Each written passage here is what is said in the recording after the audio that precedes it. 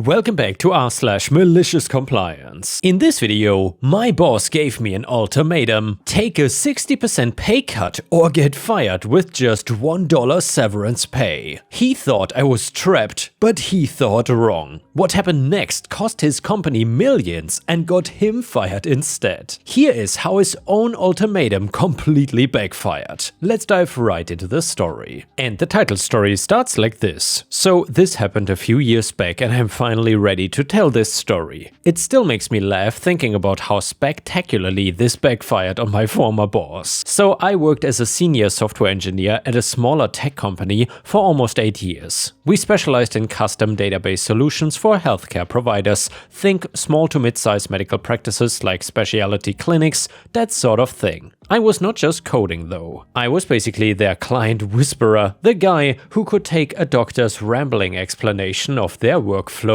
and turn it into a system that actually worked for them. The work was challenging but rewarding. I was pulling in a decent salary for our area, I had good benefits, and I genuinely enjoyed what I did. The original owner was this former doctor turned entrepreneur who understood that keeping good developers happy meant treating them well. He got that our industry was all about relationships and trust. But then the company got acquired by a larger regional firm. At first, nothing much changed. New corporate overlords promised they were just providing capital for growth and would not mess with operations. Should have seen that red flag coming. For a while after the acquisition, things were actually okay. We've got some new resources, bigger projects, and my salary got bumped up a bit. I was working on some interesting stuff with automated reporting systems for compliance requirements. Life was good, then the new regional manager showed up. This guy was everything wrong with corporate cost-cutting rolled into one insufferable package. He had some business degree that he loved mentioning and clearly had never worked in healthcare software before. His background was in operational efficiency, which apparently meant finding ways to squeeze every penny out of everything. His first company-wide meeting was something else. Started talking about tremendous opportunities for efficiency gains and how we needed to implement performance-based compensation structures. Translation: they wanted to slash everyone's base pay and replace it with impossible-to-hit bonus targets. Over the next several months, he systematically destroyed everything that made the company decent to work for. Eliminated our flexible schedule policy, cut the training budget, installed time tracking software that took screenshots randomly throughout the day, and worst of all, required approval for any code changes over a certain size. The guy was micromanaging people who were solving problems that he could not even comprehend. I watched him spend entire meetings talking about leveraging synergies in our development pipeline when he was basically describing basic project management concepts that we had been using for years already. The real problem was how he treated the technical staff. He viewed developers as interchangeable widgets who should be grateful for any paycheck. Meanwhile, our client relationships were getting strained because he kept pushing us to rush implementations and cut corners on customization. Things finally exploded during annual reviews. Despite having another great year, I had managed several major implementations, had excellent client feedback, and trained most of our junior developers. The regional manager called me in with disturbing news. The company was apparently restructuring senior positions. They were eliminating higher paid developer roles and moving to a so-called streamlined hierarchy with agile resource allocation. In normal language, fire the expensive, experienced people and replace them with cheaper recent grads. But here's where it gets interesting though. Because of my relationships with key clients, they could not just dump me immediately, so I got an ultimatum with two options. Option number one, accept a restructured position as a regular developer at about 60% of my current salary with reduced benefits on a contract basis. Basically, train my cheaper replacements while making significantly less money. Option number two, immediate termination with statutory minimum severance, which in my country, for a company our size, was exactly 1 week's pay for every year of service, but they had calculated it as $1 total due to some technicality in how the acquisition paperwork was structured. "I know, it seems like a tough choice," he said with his smug expression, "but I think you will find the restructured position is really your best option. Jobs are hard to find in this market, especially for someone who's been in one place so long." The way he said it made it clear he thought I was some dinosaur who would be unemployable elsewhere. This from someone who probably could not even debug a basic script if his life depended on it. I asked for some time to think it over, and he graciously gave me until the end of the week. Walking back to my desk, I was genuinely stunned. 8 years of solid performance, strong client relationships, and this was the thanks I got? That is when I started thinking about what would actually happen if I took option number 2. See, this manager had made a crucial miscalculation. He assumed I needed them more than they needed me. But our business model was built entirely on long-term client relationships, and those relationships were largely personal. Our biggest client was a specialty medical practice that I'd spent over a year working with to build a custom patient management system. Their workflow was so specific that the system was basically unusable by anyone else, but it was perfect for them. They had been asking for major updates to handle new insurance requirements, and I was supposed to start that project soon. This client represented about 20% of our annual review. They had told our sales team multiple times that they specifically wanted me handling their technical needs because I understood their practice better than anyone else. We had similar situations with about half our client base. These were not just software licenses or something, they were ongoing relationships where clients depended on specific technical knowledge and personal trust built over years of successful projects, but the regional manager did not understand this. In his world, all clients were the same and any competent developer could maintain existing relationships. He'd never worked in specialized software where domain expertise and personal connections were everything, so I started making some careful inquiries. I reached out to my contact at the specialty practice and mentioned that I might be leaving the company soon. Her response was immediate.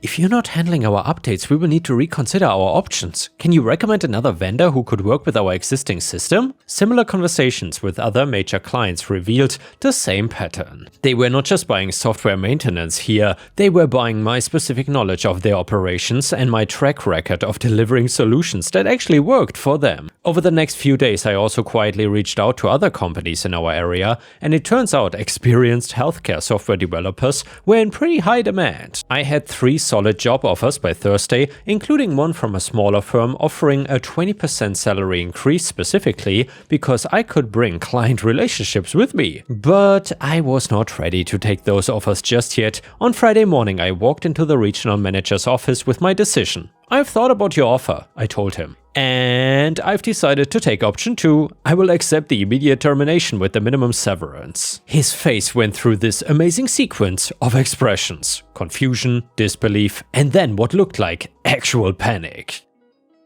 "Are you sure about this?" he asked. "The restructured position really is a good opportunity. You would still have steady income, still be part of the team." I assured him I was absolutely certain. I wanted the termination, effective immediately, with whatever severance was legally required. After all, those were the only 2 options that he had given me. He tried to suggest maybe we could work out some middle ground, but I insisted on sticking to his original offer. I was choosing option 2 exactly as he presented it. The paperwork took most of the afternoon. I cleaned out my desk, said goodbye to my colleagues, and walked out that day with my final paycheck plus the generous severance pay. The following Monday, my former colleagues started telling me about phone calls the office was getting. The specialty practice called first. They wanted to discuss the timeline for their upcoming project. When they learned I was no longer with the company, they asked to speak with whoever would be taking over my responsibilities. But the problem was, nobody else really understood their custom system well enough to make meaningful updates. By Wednesday, that client had scheduled a meeting to discuss their options, corporate speak for shopping around for a new vendor. Over the next few weeks, similar conversations were happening with about half our client base.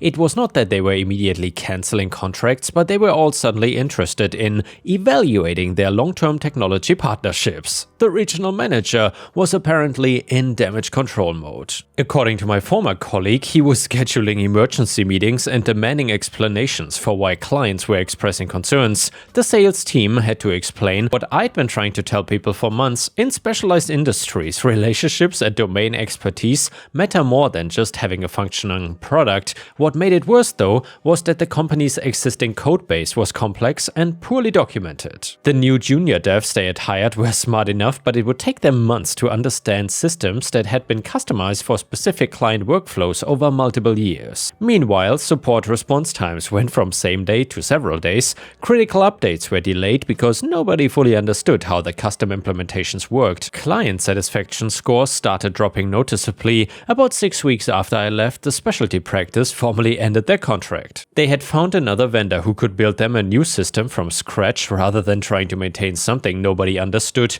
Over the next few months, 3 more major clients made similar decisions. They were not angry or dramatic about it, they just concluded that the company could no longer provide the level of specialized support they needed. The regional manager tried reaching out to me about 2 months later through my former supervisor. Apparently, he was interested in discussing some consulting opportunities to help with client transitions. I politely declined, and by then I had started with a smaller firm that had offered me the salary increase, and we had already signed contracts with 2 of the clients who had left my former company. The final chapter came about 8 months later. My former supervisor, who had also left by then, told me that the company had been forced to lay off most of their remaining technical staff. The loss of major clients had put them in serious financial trouble, and the parent corporation was considering either selling the division or shutting it down entirely. Supposedly, they had lost millions of dollars. The regional manager had been fired for his incompetence. Looking back, his fundamental mistake was treating specialized expertise like a commodity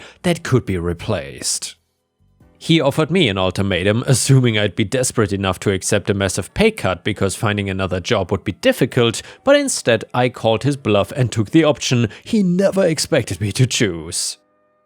Within 2 months, I was making more money at a better company while his costs-cutting strategy ended up costing far more than he had saved. The regional manager thought he was giving me an impossible choice designed to force me into accepting worse terms. But instead, I picked the choice he never thought I would actually take, and it revealed just how much he had underestimated what I brought to the company. The funniest part is that he probably could have kept me happy with basic respect and reasonable compensation, but instead, his arrogance and short-sighted cost-cutting turned a productive long-term employee into the reason that several major clients decided to find new vendors. That's the thing about ultimatums, they only work if you actually hold all the cards. And well, this manager learned that lesson the expensive way. And yeah guys, I would say that awful entitled regional manager got exactly what he deserved. Good riddance. The next one is another fantastic malicious compliance story that is titled "Be Careful What You Scream For." Also, if you enjoy the malicious compliance stories, please don't forget to subscribe, like the video, and post a comment to show me your support. Thank you so much, I really appreciate your feedback. So I work as a support manager for a company that sells credit card readers and other services for processing money.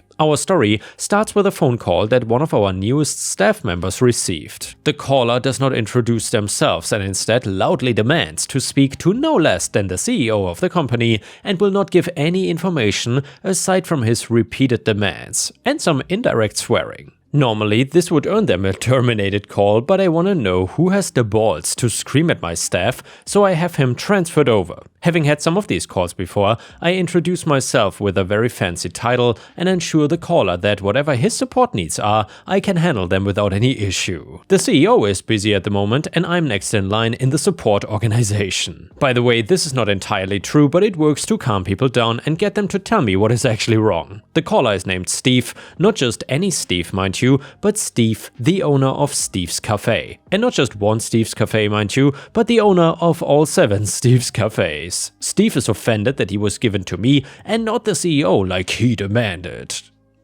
He is the owner, you see, and he needs to talk to my owner, not me. I don't own 7 cafes and I certainly don't own my company. So I cannot understand Steve's needs and I cannot make the hard choices that he needs made. I again assure him that I do have the position and authority to do anything he requires. I'm the manager of the support department. I can make any changes he requires. I can set up my new accounts or order new devices, anything. He only needs to tell me his problems and I will provide solutions. I will support him. The words are immediate and aggressive.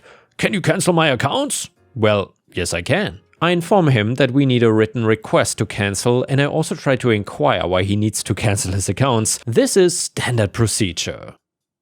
If he wants to close his account, then we close his account, but any feedback is useful. Is he leaving because our product was bad? Because our service was bad? Because he found a better deal? But before I can get more than a few words out, he shouts again, "Have the CEO call me, he has my number." And he disconnects. I report this up the chain. No email means no cancellation, but still bosses need to know. First thing next morning, I get invited to an emergency meeting by the CEO as well as a few other pertinent admins. We go over what happened and then I am shown an email. Steve managed to find the CEO's internal email and sent him an email complaining about one of his 7 stores having a horrible time with the product. He is demanding no less than the cancellation of all his accounts and a refund for 3 months of payments he has made for each, as the product is totally unusable. I then check the logs. The problem location does indeed have a problem that started yesterday morning. They are not down, but they are having a bad time. There are no emails or calls informing us, just a screaming cancellation request. I send over the call logs and we listen to Steve scream and curse at the support agent before he got sent to me, and then I hear 2 words that cue the malicious compliance. Cancel them. The meeting goes quiet, the CEO has spoken, we cancel all 7 accounts and shut down services. They start their day with devices that don't work, the calls come in, again the CEO speaks and says, that account is cancelled. Follow procedure. So then each manager calls me frantically explaining that nothing is working. The staff apologetically tell them that their account was cancelled per their owner's email. We can no longer provide support. Shortly thereafter, the owner calls in, once again screaming to turn them back on. Uncancel them this instant. Get the devices working. He is losing money. I check with the CEO and after receiving a nod, I say, per your request made over the phone yesterday and your email this morning, your accounts have been cancelled. Steve just gets madder and madder and says he didn't mean to actually cancel them, he just wanted to let us know what would happen if we didn't fix the issue. He continues to yell, I let the CEO know and at his request I transfer Steve to his office phone. I wish there was a satisfying ending to this story, but Steve and our boss talked. Steve was informed that his behavior was unacceptable, and Steve admitted that he was expecting expedited service and possibly a discount when he threatened to cancel. He didn't really want to cancel his accounts, he just wanted support to take him seriously and transfer him up the chain so he could get faster, better service. There was no real apology, though both I and the initial support agent were told that Steve would behave himself from now on and to report if he didn't. Services were resumed and all 7 locations were opened a bit late. The one location that did have issues yesterday got on the phone with the support agent and were sorted out in a reasonable amount of time. All is right in heaven and earth, but I do hope that Steve learned that threatening to cancel your account sometimes leads to you canceling your account and not to a discount. The next one is titled, I don't want my sister's boyfriend to propose on my wedding day. But everyone is against me and my mom said I was ungrateful because my parents are paying for the wedding. The wedding is on Saturday and they just told me that last Monday. They said this was gonna be part of his speech. I said no, so my mom suggested that I would, instead of tossing the bouquet, I would go and give it to her like on TikTok and he would propose. I said no. My mom got angry when I still said please no because this suggestion would be at the end of my party anyway. And would not steal from my party. I'm not good at writing these things, so I'm sorry if I'm leaving out plenty, but I cannot stop crying. Am I the a-hole here? Sometimes I feel that I am, sometimes I feel I am not. I want to stay anonymous, so I'll not be answering questions about my locations or names. Some additional info from OP on growing up with her sister at their parents' house. OP said, yes, I've never had a birthday of my own growing up, always my sister too would get a cake, candles and gifts. Then people refused to buy gifts for both of us, so my parents divided the gifts between us. When I was 12, my aunt was very angry that they gave her gift to my sister instead of me. So the next birthday,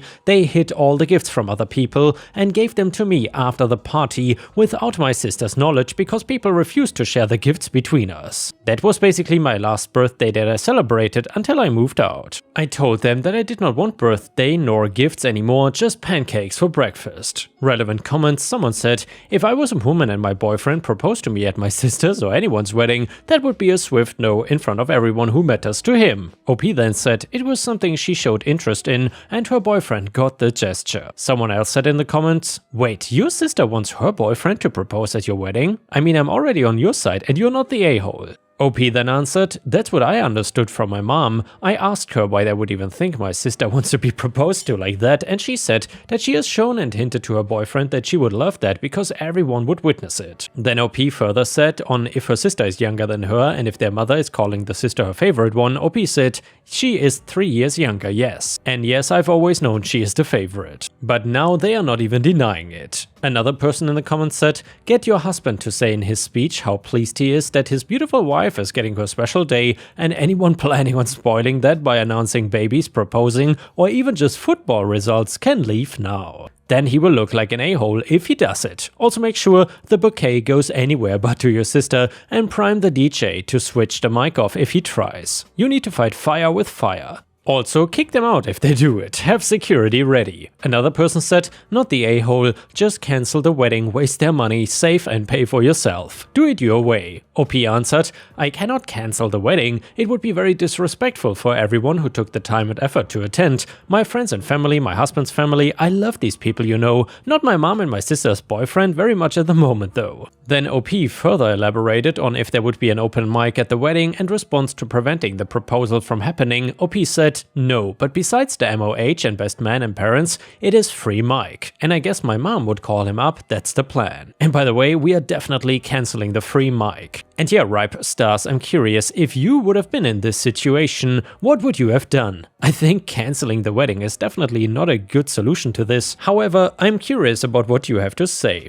Either way, now we got an update to the story, and it goes like this. We decided them embarrassing themselves was the best punishment. We decided to, well, F it. I'm marrying my best friend, nothing else matters. I ignored my family for the rest of that week up until my wedding, and I was busy anyway. I saw them first at my wedding, my mom had made her speech, and then she asked my, I guess future brother-in-law now, to join her. He proposed and literally 2 or 3 people clapped beside my mom's sister, and well, the rest looked like the meme girl, side-eyeing Chloe, so my husband was right. After the awkwardness, the rest of the evening was amazing. I spent it with my husband and close friends. My sister, fiance and mom sat sulking for the rest of the night because I don't think anyone went to congratulate them. Mom sent a text later asking if I sabotaged it. I didn't answer because, like, leave me alone, I'm on my honeymoon, I don't want drama, but I also don't care what she believes. I will not explain myself. It's not my problem how little self-awareness they have, that they don't even understand what they did was actually frowned upon by normal people. And the person in the comments said, imagine the memory of your proposal being a group of people just side-eyeing you,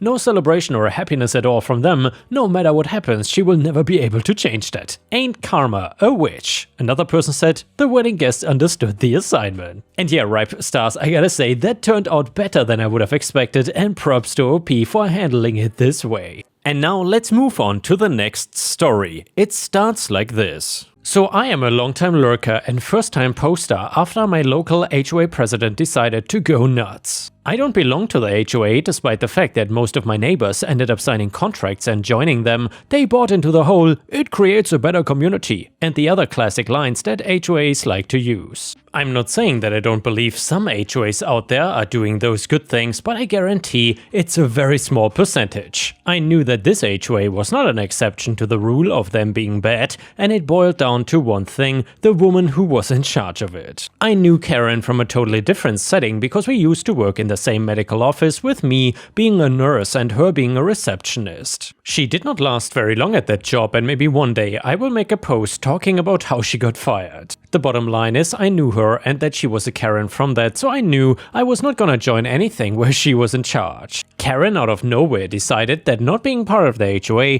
was some kind of crime and that I did not have a choice but to sign a contract and join anyway. I basically got letters from both the HOA and her directly telling me to sign the papers and send it back to them, along with a year of back pay dues. I was not joining, and I was not giving them a year worth of money for no reason, especially letters that would end up going to Karen directly, where I knew she would just take the money. One day, I found her right up against my house looking into my windows. I nearly had a heart attack just turning and seeing her heavily makeup-laden eyes staring right into my soul. Once I was able to breathe again, I went outside and of course started yelling at her for looking through my windows. I tend to try and be nice, but when you're peeping in my windows, all manners go right out the door. What the hell do you think you're doing? Karen, I need you to let me into your house. I really felt like I hurt her wrong for a second. Me? I'm not letting you in my house. I don't even want you on my lawn. Leave. Karen, I need to inspect the property and the inside of your house. I have to know if you're following HOA guidelines. Me, what are you even on right now? You know damn well that I'm not a member. Even if I was, you cannot just go into people's homes. That is private property and I cannot believe that I'm explaining this to a full-grown woman. Go away.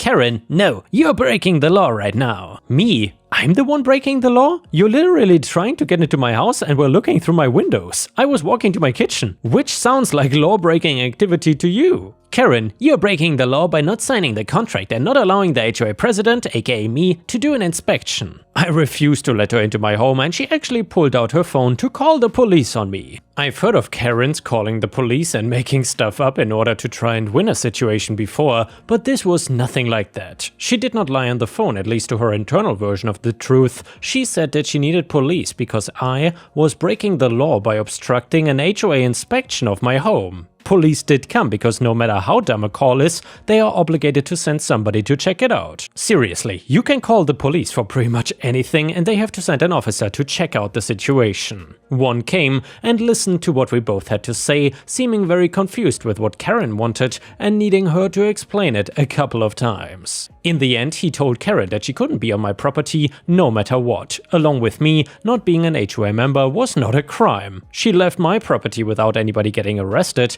but it was not the end of things. Karen got what I will call 911 happy. She kept calling them on me, claiming that I was breaking the law, and when they came, she would tell them some random HOA rule that I was breaking. I don't know why she didn't get in trouble for wasting the police's time, but I have no control over that. They were not gonna arrest me for that kind of thing, and Karen was getting more annoyed seemingly every single day. I decided that things were not gonna stop unless I acted, and revenge seemed like the best option in my mind. I know people love to sue, but that takes money and a ton of time. Revenge is cheaper and faster, so for Karen, who was not really breaking any laws, it seemed like the better approach. I managed to get a hold of an HOA rulebook, which was actually a lot harder than I thought it would be. I feel like Karen wanted the rules to be secret, so she could just fine people for whatever she wanted. So anyway, I go through this book, which probably was not edited since it was made, just added to, a lot of rules that people were probably not looking at much. I went through that entire book and managed to get about a dozen tiny things that Karen's home was in violation of. I cannot remember them all and wish I had taken a picture before sending it to them. One that I remembered was no personal advertisements visible outside the home, and Karen had a sign on her garage talking about how she sold crafts. Anyway, I took this list and sent it to the HOA, basically demanding that she be fined for it. I was able to send it anonymously too, so she didn't know it was from me. I knew that the HOA had sent her the letter about needing to pay about $3,000 in fines because she started complaining about it to everybody. I asked her what was wrong, like I had no idea, and she told me the whole story about being fined for things and it not being fair. I asked her why she was complaining about the HOA if she was telling people that it was so great and amazing. She did not have an answer to that, and I think put two and two together that I was the one that caused all of this. She was angry and started about 3 sentences without finishing any of them before just walking away. She did not call the police on me anymore after that, and I stopped getting letters basically telling me that I had to join because it was the law. My plan the whole time was to eventually tell her it was me in order to make her just leave me alone anyway. Nothing like making somebody pay a huge fine to make them leave you alone after a ton of harassment. I don't know the details of it, but she did leave the HOA board and I think managed to leave the HOA